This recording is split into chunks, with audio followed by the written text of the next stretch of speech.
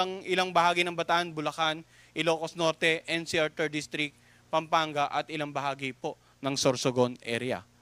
So kapag may mga ganyan tayong projected na taas ng mga storm surges, ito naman yung mga potential na lugar or mag-inundate or yung magkakaroon ng pagbaha base sa projected na storm surge height sa inyong lugar. So punta po tayo dito sa may bandang area ng Aurora.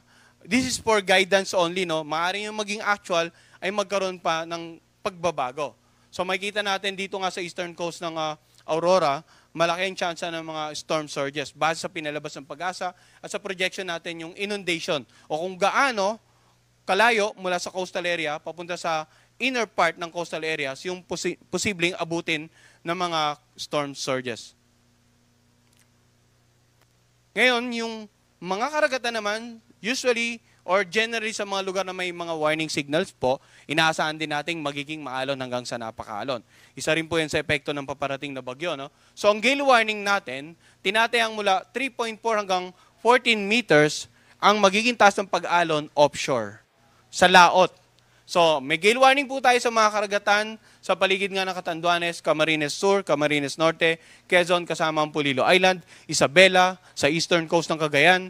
Dito naman sa kanlurang bahagi, Ilocos Norte, Ilocos Sur, La Union, Pangasinan, Zambales, Bataan, Metro Manila, Cavite at Batangas. Hanggat maaari, huwag na pumalaot yung anumang uri ng sakyang pandagat sa mga karagatan generally ng Northern Central at ilang bahagi nga ng Southern Luzon area. Palagpasin po muna natin bagyo tayo mag-resume ng ating mga maritime activities dito nga sa mga dagat sa paligid ng Luzon area. At ang ating 3-hourly update sa bagyong si Pepito, ang susunod na mga ipapalabas mamayang alas 2 ng hapon. So 3-hourly po ang tropical cyclone bulletin natin. Samantala, ang ating live report or press briefing every 6 hours naman po. So nagkaroon tayo ngayon, mamayang 5:30 ng hapon, may panibago tayong live report. Samantala, yung mga lugar na tinataya nating tatamaan direkta ng mata ng bagyong si Pepito, hindi lamang po yun yung maganda. No? Ulitin natin, lahat ng lugar na may warning signal, mapa direct path of the eye of Super Typhoon Pepito man kayo or nasa lower warning wind signals kayo, basta po may wind signal at may paparating na bagyo, dapat laging handa po tayong lahat. Yan po muna latest mula dito sa Pag-asa Weather Forecasting Center at magandang araw po sa kanilang lahat.